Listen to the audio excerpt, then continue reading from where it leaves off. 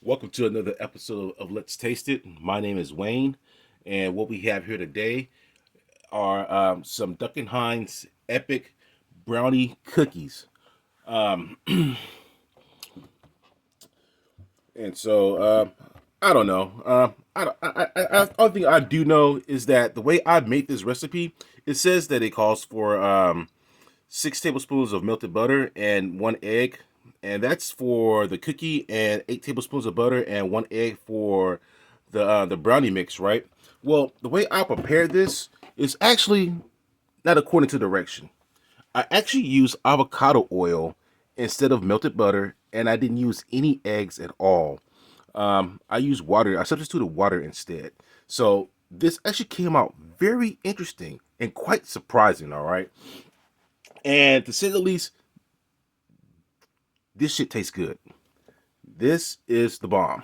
This is the bomb. I am thoroughly impressed. If you see this in a store, I would not pass that up. And I tell you the truth, I'm not really a fan of sugar cookies. And so the cookie crust, the cookie bottom, is actually supposed to be a sugar cookie with a cookie dough flavor icing on top, right? Which is that right there. This right here.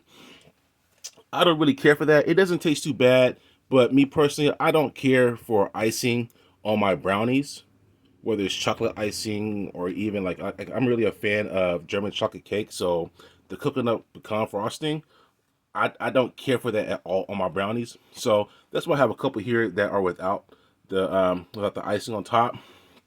But if you take a look at it, the only the only downside about not using egg with this recipe is that it doesn't cause it to be drier. It's actually still moist. So the butter or the oil that you may choose to use, like I said, I use avocado oil. It actually keeps it moist. But from my experience, what egg does, egg kind of acts like a binder. It acts like a glue to keep things together. So it actually makes it just a little bit more crumbly. Just a little crumbly, but not dry. Not dry. So the brownie cookie, though it tends to fall apart, but it's still chewy. It's still very chewy. It's very decadent, very indulgent.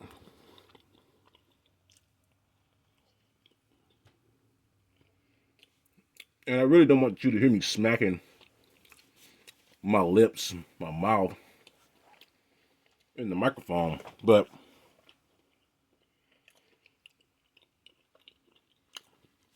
this is very good.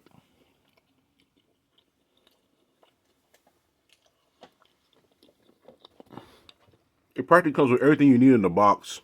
The only thing, let's say, that you need to add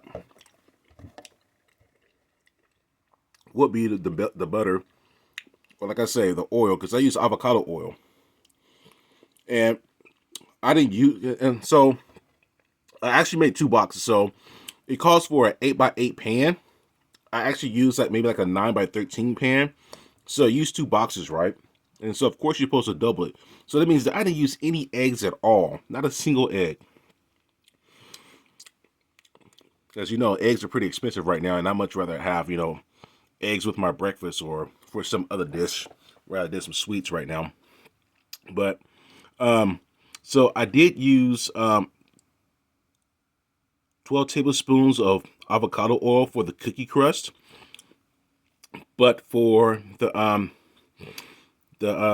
brownie layer, I only use, I think, 13 or 14, maybe 15 tablespoons of avocado oil. Because like I said, so keep in mind that I use 2 boxes, so it's gonna call for double. I don't know if you guys want to take a look at those nutritional facts. A lot of times we don't really care for nutritional facts, right? So you want to take a look at that.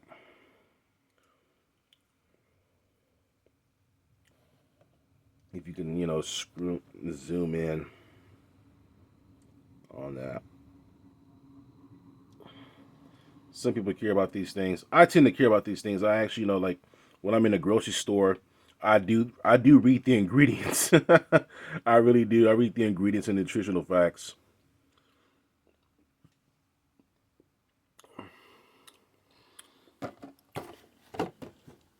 Let me take a look at this as well. And so, like, when you get it out the box, it's actually all, like, twisted up and stuff like that. And so you got to squeeze it. You got to squeeze it, you know, soften it up, knead it.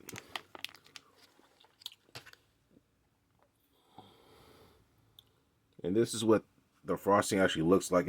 It's actually not cookie dough, but it's a cookie dough flavored frosting. And I guess there's, like, you know, some artificial, like, chocolate chips in there, but I think they melt it from, you know, maybe, you know, it being warm.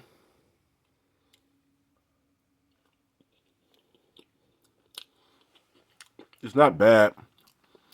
It actually just makes it, you know, sweeter. You know, it's sweet enough as it is. So if you want to avoid the extra sugar, you can actually either use less of the frosting or just not use it at all. I prefer to not use it at all, but